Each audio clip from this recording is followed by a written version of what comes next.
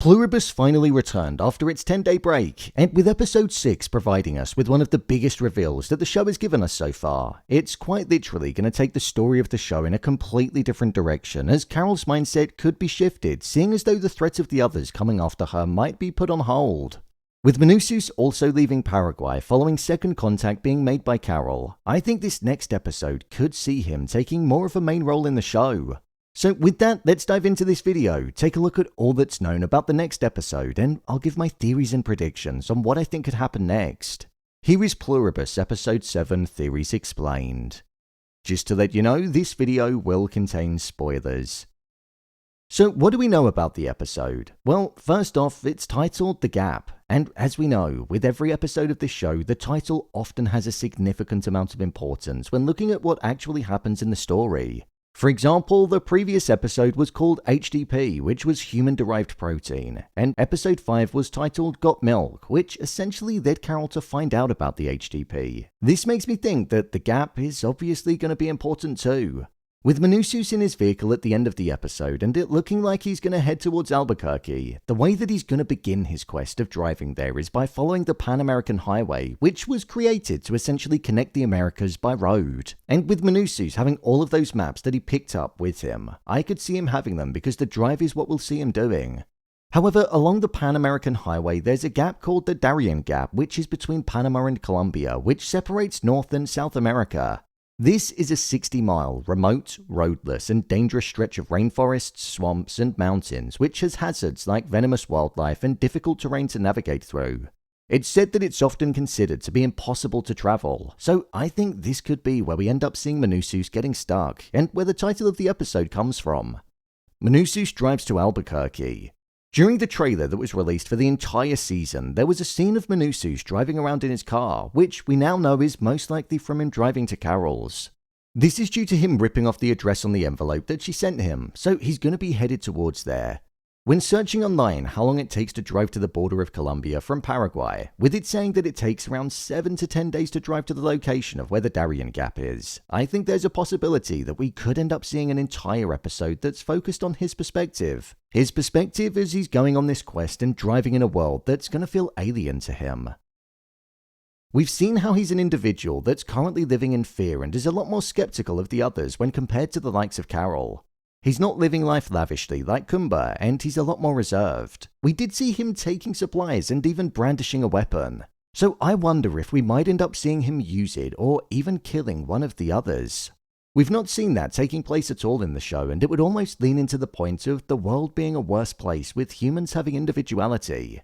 This is because it would mark the first murder or intentional killing since the joining happened. I think we'll likely see the others trying to communicate with Manousos on this journey, as we've seen that happening throughout the entirety of the show. Just because he's now got braver and has ventured outside, that doesn't mean they're going to stop.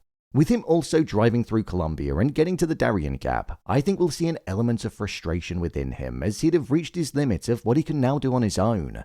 There are no roads that are able to be driven through, so it will leave him at a point where he's almost trapped on a continent without the help of anybody else. This could give him the same feeling as what he had when he was inside of the storage facility. I think this could end up being the turning point for Manousos, and he'll have to reach out to the others for help. Carol did tell him that they weren't able to lie, so I think he'll remember that and he'll seek their assistance with getting him across the gap. Maybe even flying directly to Albuquerque. He's gonna have to overcome it if he wants to get there, as I don't see any other way that he'd be able to get to Carol. So I think there's gonna be a heavy focus on Manousos for sure. It's about time. He's the mysterious man from Paraguay that nobody knows anything about, not even the other survivors. A divide could start to form. One thing that I think we could potentially see happening in the next episode is that there could be a strong divide that starts forming amongst the survivors. We've already seen that the other survivors that meet on Tuesdays and Fridays have started having weekly meetings without Carol, and they're not prepared to let her in. Carol has a completely different viewpoint to 11 of the other survivors. The likes of Koumba want to treat the world like a playground and enjoy all of the luxuries that they previously couldn't. And then Lakshmi is even pretending that the world is exactly how it was before with the way that she's interacting with her family. With Manousos most likely heading towards Carol and looking like he's going to be the perfect ally to her, I think this could be the very thing that begins the divide amongst the others, and it could switch it to not being the entire population versus 13 survivors, but it could be 11 survivors versus 2. I'm guessing that Manousos wants the world to go back to how it was before, as he was clearly afraid of the situation that was going on in the world. And with him going to Carol, because she's the person that seems to know the most about the others, and there being a possibility of the reversal actually happening. With those two essentially becoming the two people that would destroy the type of world that Koumba has created for himself, one of pride, gluttony, greed, lust, and sloth. 5 of the 7 deadly sins, we could see him adopt a 6, which would be wrath, and unleash it on Carol and Manousos. This would be quite a poignant moment in the show because it would show the evils of individuality and humanity for the first time, rather than the value of what individuality brings. This would ultimately support the hive mind mentality because they don't have it in them to cause harm. This is something that would also connect back to what Zosha said to Carol in the 2nd episode when Carol was about to go and meet the other survivors for the first time. She mentioned how the others wouldn't be able to protect her, and ever since then, I've had this feeling that something bad is going to come at the hands of the other survivors because the others quite literally won't be able to protect them if something goes wrong. So I think a divide could begin to form, and I think it would definitely add an interesting individualistic and human element into the show. Carol's grief.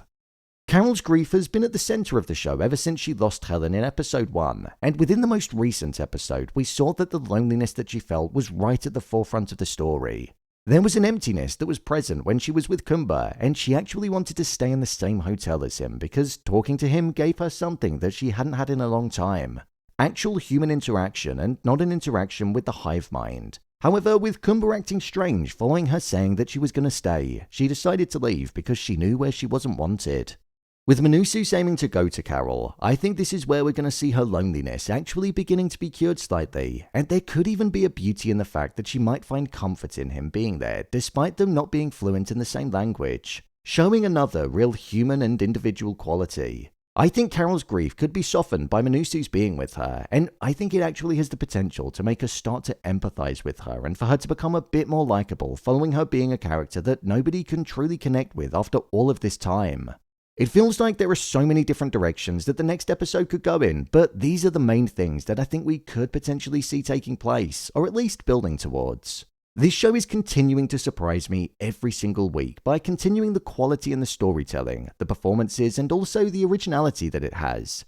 So I'm excited to see what it's going to bring. I love the idea of human division forming amongst a small pool of 13 subjects. It almost shows how war is something that's inevitable with humans, even when there's only a few. So bring on the next episode.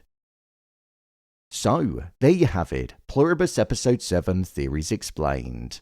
If you want to see more videos on Pluribus, then check the playlist below. I'm breaking down every episode, so be sure to subscribe so you don't miss them.